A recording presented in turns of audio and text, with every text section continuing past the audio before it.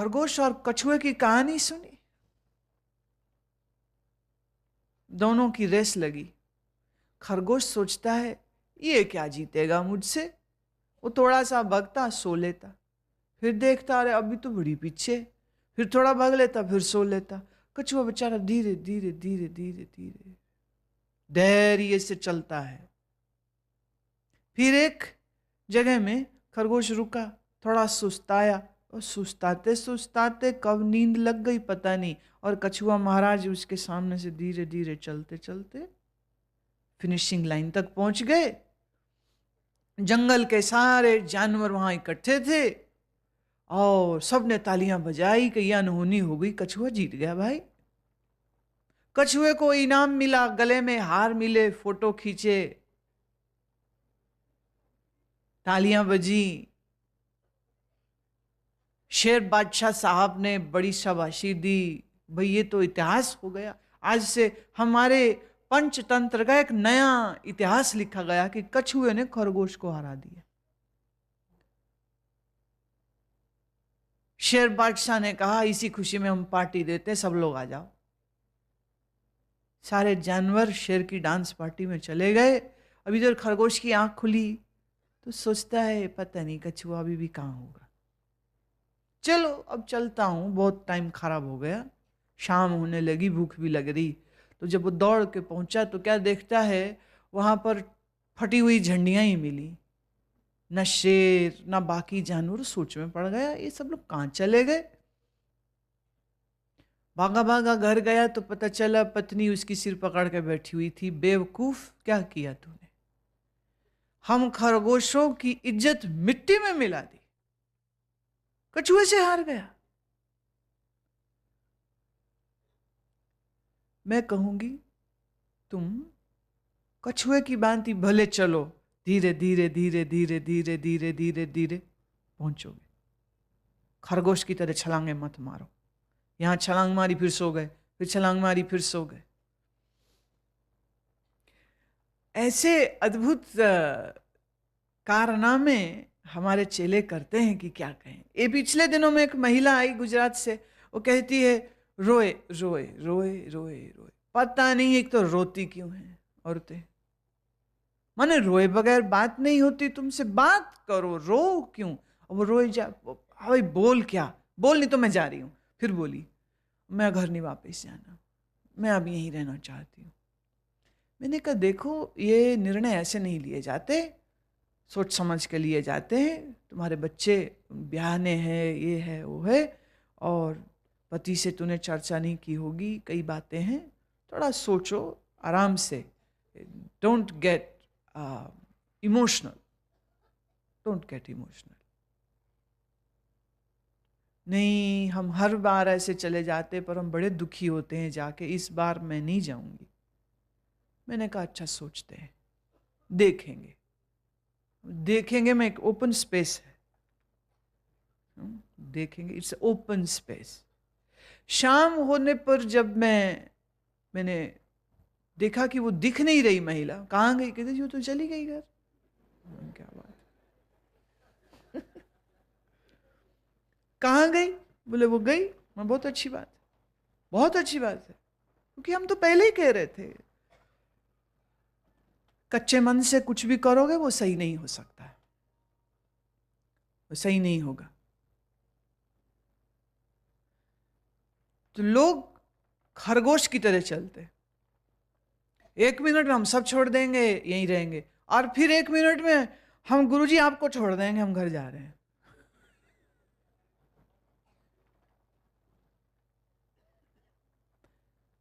दो चार किस्से ऐसे ऑलरेडी हो चुके हैं, इतना रोए, घर वाले रो रहे जी इसको रख लीजिए, घर वाले भी रो रहे साथ में, आप क्या करो भाई, पूरा खानदान रो रहा है इसको रख लीजिए। अच्छा अभी क्या करे, अब रह लो।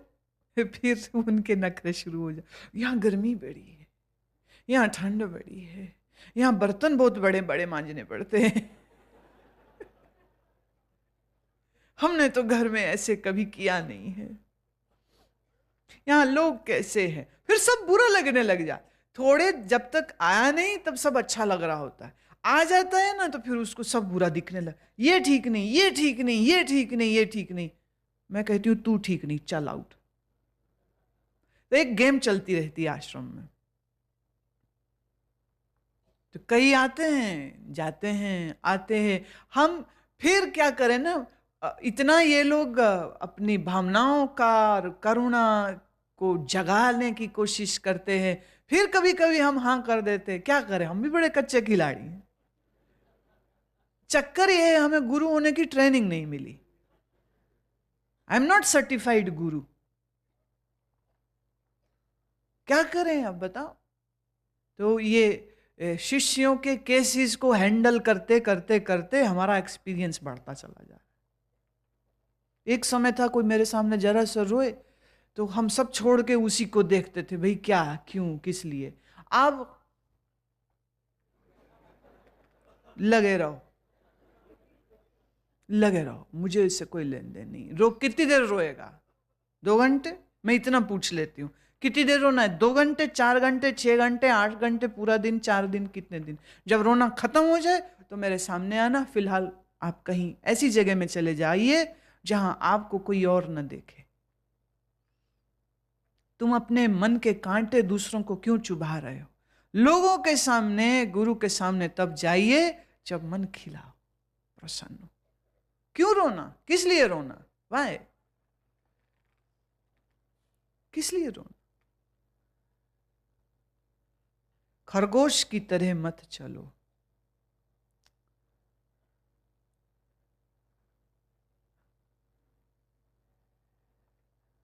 एक और साधक ऐसे ही मेरे पास आया था, बोले समाधि कब होगी मेरी? मेरे को क्या पता तेरी समाधि कब होगी। बोले मैं अर्जुन हूं, आप कृष्ण बन के दिखाइए। ये भी सही, कितना क्लियर है उस बंदे को। बोले मैं तो हूं अर्जुन, आप कृष्ण बन के दिखाइए। मैं तो हूं विवेकानंद, आप रामकृष्ण बन के दिखाइए। बनिए रामकृष्ण, दीजिए मुझे समाधि, छुइए मेरे सर को और लगवाइए मेरी समाधि। अजब खरगोश। पर ये सब भावनाएं एक बुखार की तरह चढ़ती हैं और फिर उतर जाती हैं। अति प्रयत्न करे और श्रद्धापूर्वक लगा रहे तो अनेक जन्म समसिद्धि, ये भी संभव है। अनेक जन्म लगे, इतना मान के चलिए कि अनेक जन्म लगेंगे। पर अगर किसी अहेतु की कृपा हो जाए और इसी जन्म में पट खुल जाए तो वाह वाह, तो क्या ही कहने। क्योंकि भगवान ने आश्वासन दिया कि फिक्र मत कर, ईश्वर की शक्ति हमेशा तुम्हारे साथ चलेगी, तुम्हारी साधना को प्रौढ़ता देगी, तुम्हें मदद देगी। तुम्हारा संकल्प अगर कभी कच्चा हो जाएगा, प्रारब्धवश कहीं तू भटक जाएगा, तो भगवान फिर तुमको उठा करके अपने रास्ते में ले आते। इस बात की फिक्र मत करना कि हमारा क्या होगा। अरे जो होगा अच्छा ही होगा। भगवत भक्तों का कभी बुरा नहीं होता, साधक का कभी बुरा नहीं होता। एक गुरु मर गया, बड़ा रोए, अब मेरा क्या होगा, अब मेरा क्या होगा। एक सूफी कहानी कहती हूं, फरीदुद्दीन अत्तार की लिखी हुई। अत्तार ने लिखा कि एक दरवेश दिन रात बंदगी करता, जो उसने अपने गुरुओं से सीखा, अपने उस्ताद से सीखा, उसका अभ्यास करता रहा। फिर उसका जी में आया कि अब मैं हज कर लूँ। तो हज के लिए जब वो निकला तो दूर मुश्किल यात्रा, महीनों लगने थे। चलते चलते एक गांव में पहुंचा, थका है, प्यासा है, भोजन भी चाहिए, नींद भी चाहिए, बिस्तर भी चाहिए। अनजान लोग हैं, अनजान गांव है। एक राहगीर से उसने कहा कि मुझ दरवेश को ठहरने के लिए कहाँ जगह मिल सकती। उसने कहा एक काम कर, यहाँ पर एक इंसान रहता है, उसका नाम है शाकिर, तू शाकिर के घर चला जा।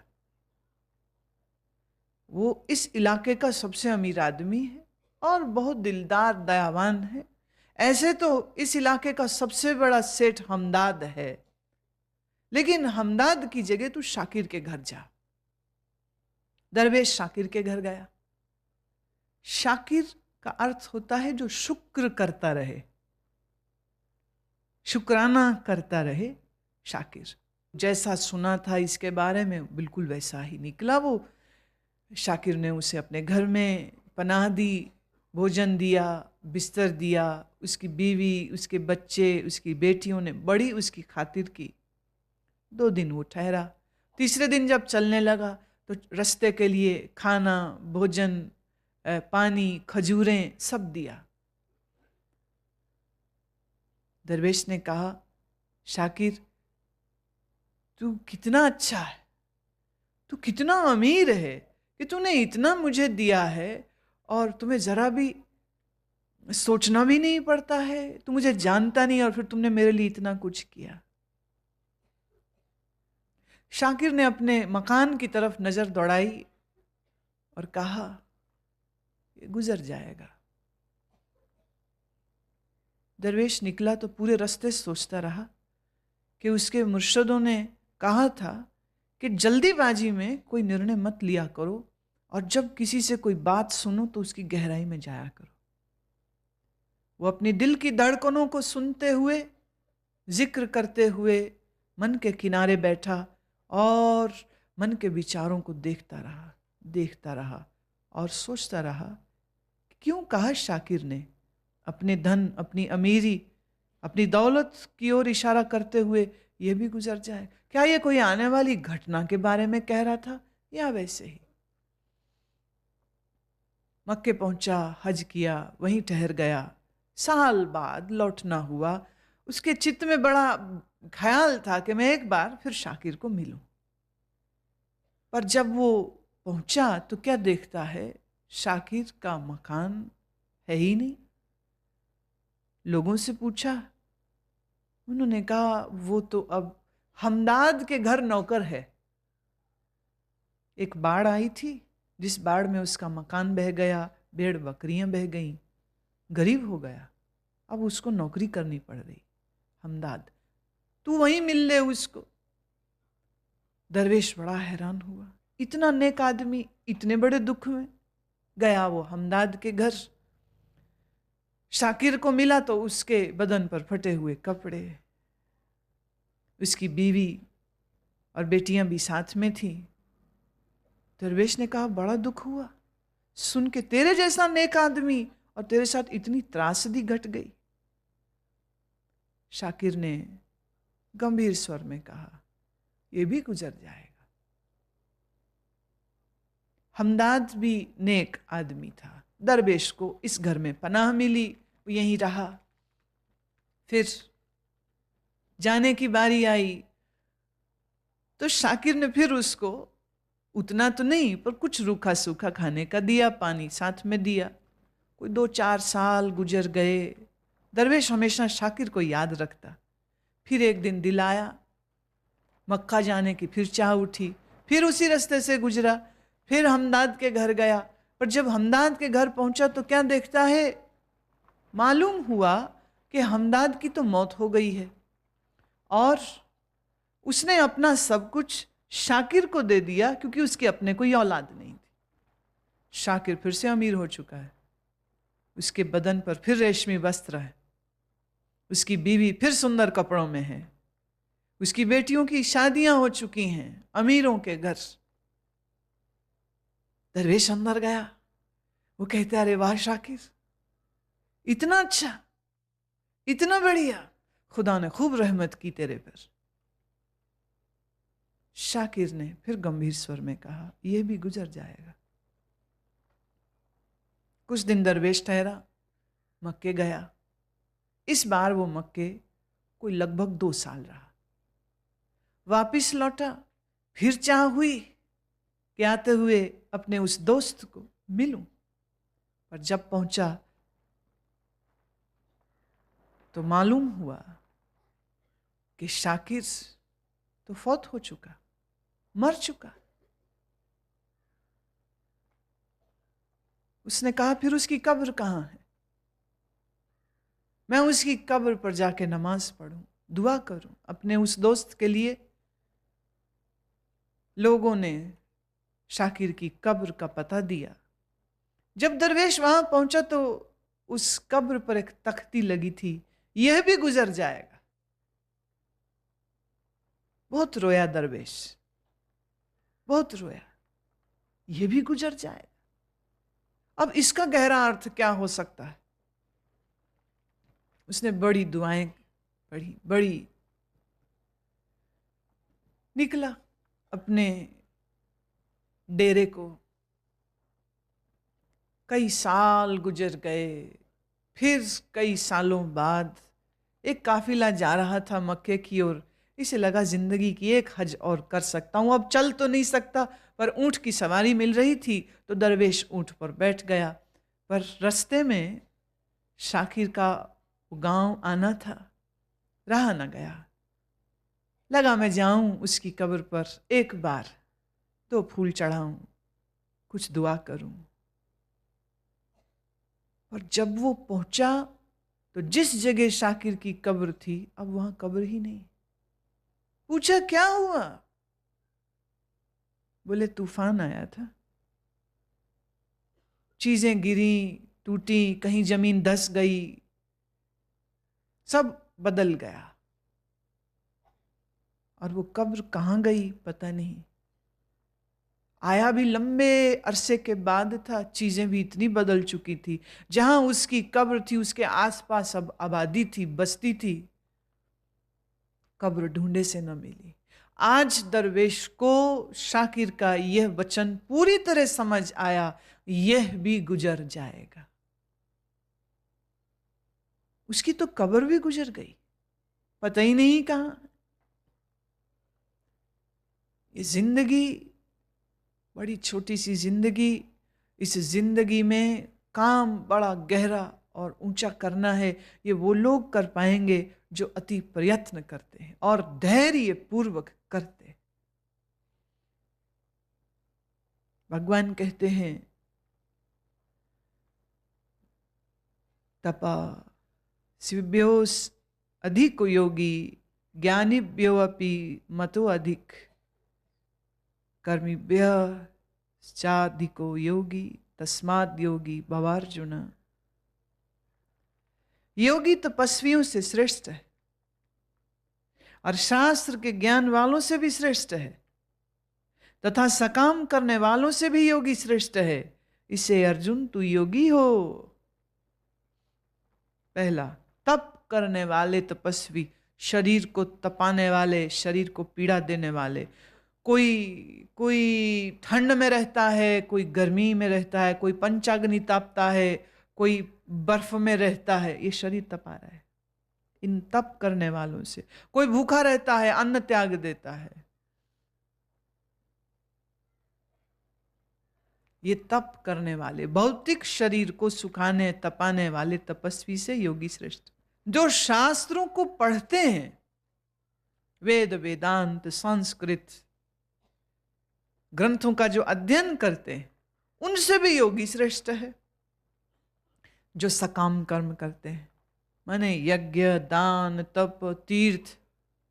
एक सज्जन मुझे कहते हैं मैं पूरे भारत के तीर्थों का दर्शन करने के लिए निकल रहा हूं, आपका आशीर्वाद चाहिए। मैंने कहा आशीर्वाद, अच्छी बात,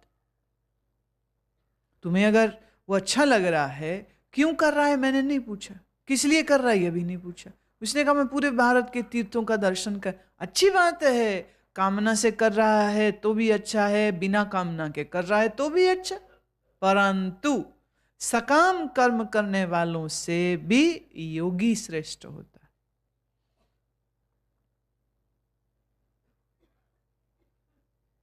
योगी किसको कहते हैं?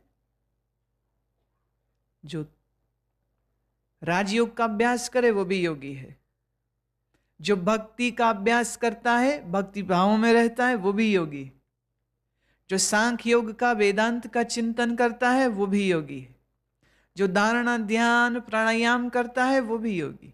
योग की बहुत सी कोटियां हैं, पर भक्ति हो, योग हो, ज्ञान हो, हठ योग हो, कुछ भी हो जिसमें आप अपने तन और मन और बुद्धि का शोधन करते हैं, when you are doing the analysis of your mind and intellect, when you are giving the perfect health to your body, understanding your body, when you are a hatha yogi, you are evolving your consciousness, moving up ahead, तुम्हारी ऊपर की उदारवगामी तुम्हारी उन्नति हो रही है।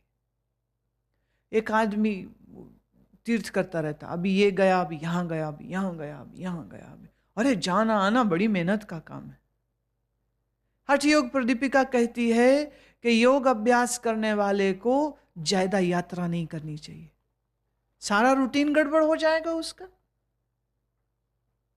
हठ योग, राज योग करने वालों को सुबह, और अगर वो करे तो उसको ये देखना पड़ेगा कुछ हो जाए, सुबह 5 बजे उसका योग अभ्यास हो, आसन हो, प्राणायाम हो, यहां रहो कि वहां रहो, तो जहां तलक संभव हो सके व्यर्थ की यात्रा ना करे।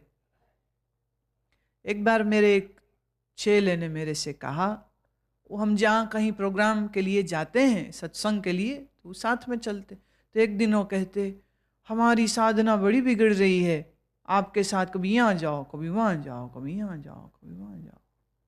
मैंने कहा ये तो बात सही है, साधना बिगड़ रही, क्या करना है? हम तो यहीं रहेंगे आश्रम में। बिल्कुल यहीं रहो।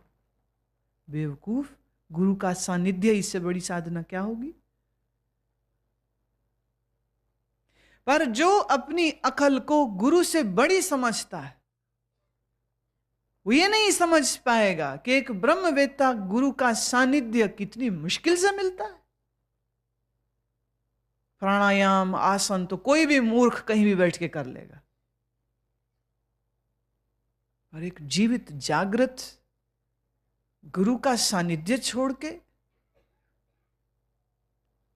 हम तो ध्यान लगाएंगे, आंख बंद करके बैठेंगे। आपके साथ जाओ तो ऐसा टाइम नहीं मिलता है, कभी ये करो, कभी वो करो, कभी ये करो, कभी वो करो। पूर्व के अध्यायों में भगवान कह चुके हैं, कर्मयोगी भी उसी गति को प्राप्त होता है जिसको ज्ञान का योगी प्राप्त करता है। सवाल ये नहीं कि तुम किस मार्ग से चलते हो,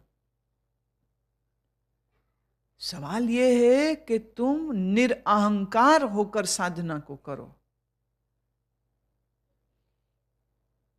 Who are you to decide what is right and what is wrong for you? No, you are no one. Let your master decide for you. अगर तुमने समर्पण किया है तो तुम्हें अपनी साधना की नाव गुरु के हाथ में दे देनी चाहिए। गुरु बढ़िया मल्लाह है। कईयों को लगता है गुरु से सीख लिए, अब तो अपने आप प्रैक्टिस करना हम करते रहेंगे। अरे तू अपनी प्रैक्टिस में कब भटक जाएगा तुझे पता भी नहीं चलेगा, तेरी प्रैक्टिस में कहां तू रुक जाएगा इसका भी पता नहीं चलेगा। एक ने कहा, अब गुरु के पास जाने की जरूरत क्या, गुरु जी ने बहुत कुछ सिखा दिया, अब हम पूर्व के गुरुओं के जीवन को पढ़ेंगे, पूर्व के गुरुओं के उपदेशों को पढ़ेंगे और मनन करते रहेंगे। अब जीने का ढंग तो उन्होंने सिखा दिया, now we know how to do that. हद हो गई। मरे हुए गुरुओं को याद कर रहा है, मरे हुए गुरुओं को पढ़ रहा है, और जिंदा गुरु के पास जाने में उसको तकलीफ हो रही। What a stupid thing. तुम मुर्दों के पुजारी हो क्या? प्लास्टिक का फूल कभी मुरझाता नहीं, पर प्लास्टिक का फूल कभी खुशबू भी देता नहीं। मरे हुए ब्रह्मज्ञानी गुरु आज एक प्लास्टिक का फूल हैं, इससे ज्यादा कुछ नहीं। इतिहास है वो, पर वो तुम्हें ओस की बूंदे नहीं दे सकेंगे, वो तुम्हें पंखुड़ियों की कोमलता नहीं दे पाएंगे, वो खुशबू नहीं दे पाएंगे। So don't fool yourself. इसी को तो मैं कह रही हूं, भगवान यही तो कह रहे हैं कि तुम्हारे प्रयत्नों में रुकावटें आती हैं, बार बार आती हैं, और ये कोई और नहीं ला रहा होता, तुम ही ला रहे होते हो, कोई और जिम्मेदार नहीं है उसका। मैंने उस दिन भी कहा था ना, बुल्ले शाह को न्योते मिलते थे कि चलो हम हज जा रहे हैं, हमारे साथ चलो। कि तुम जाओ, शाबाश, गो। लोगों ने कहना, अरे तू सैयद है, सैयदों को, तू पैगंबर मोहम्मद साहब के खानदान से है, तुम्हें तो जाना चाहिए, तू यहां बैठ के क्या कर रहा है। बुल्ला कहता है, मेरा मक्का यहीं पे है, मेरे को कहीं नहीं जाना। कई लोग गुरु शॉपिंग करते रहते।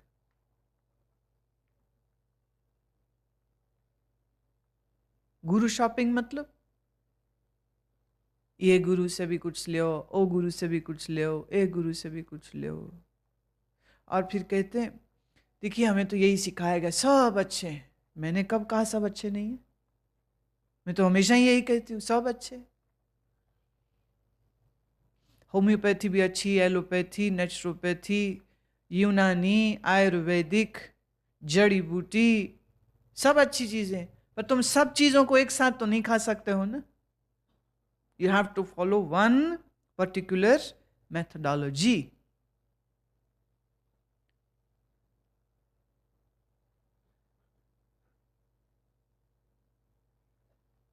प्रणाम सबको, नमस्कार सबको, सबको, सब गुरुओं को आदर दो, परंतु किसी एक गुरु के संग जो अपने हृदय को बांधे, तो समर्पित होकर फिर वहीं जैसा वो कहें उसको करते रहो।